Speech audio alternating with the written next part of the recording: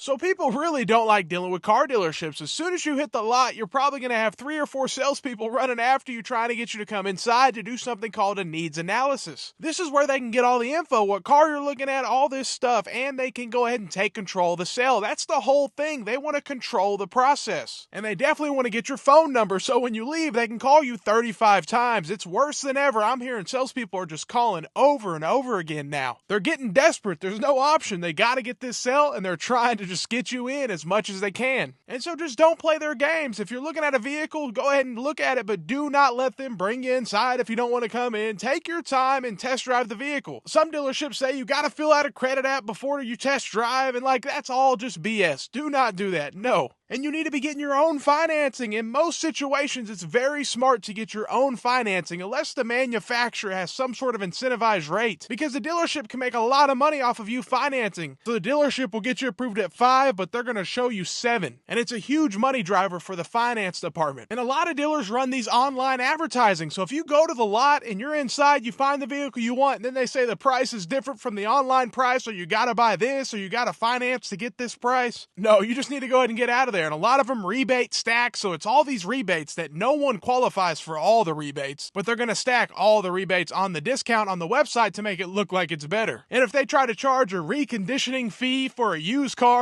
no, that's included in the price. Now, dock fees are everywhere, but they shouldn't be. A dock fee is just an additional profit driver for the dealership, and some of them in Florida, I've heard over $1,000 documentation fees. Most are around $300 to $400, but it's still $300 to $400 for nothing. Just like the nitrogen-filled tires and all this stuff that they do.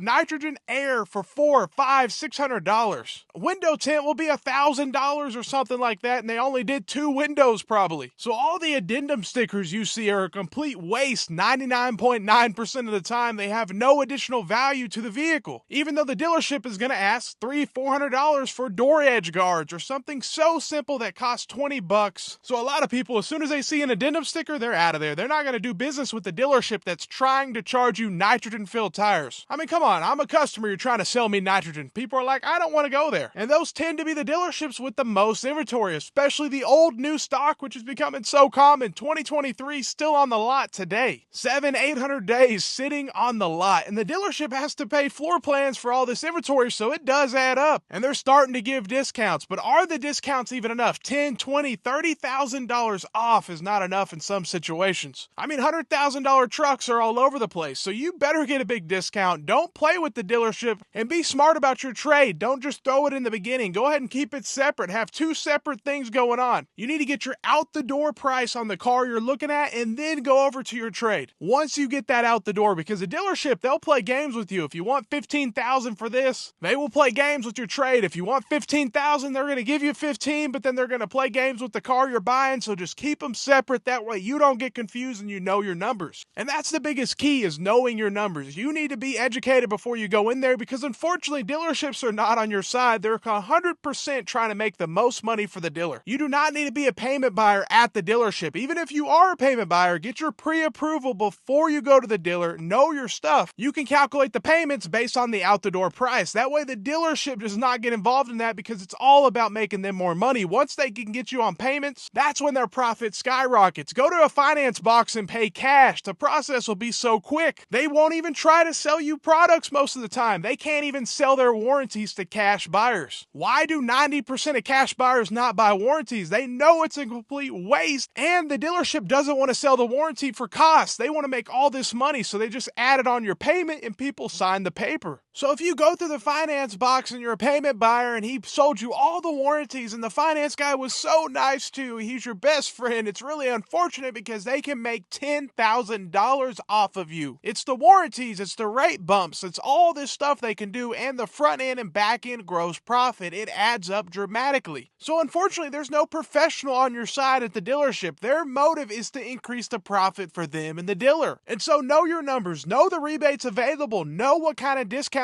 are in the market. There's a lot of stuff online and so many videos, and don't play around with these greedy dealerships adding all this BS stuff. Some of them are still doing market adjustments today in 2024. 2025 with all the lot completely full, and think about all the vehicles on the lot right now. Every lot's gonna be full. No matter what brand you look at, pretty much has full lots with overflow lots in the back. So any make, any model you want is in stock. So the car market has completely shifted over the last few years, and dealerships really showed their true colors the last couple years. But let me know what you think. Have a great day and stay blessed.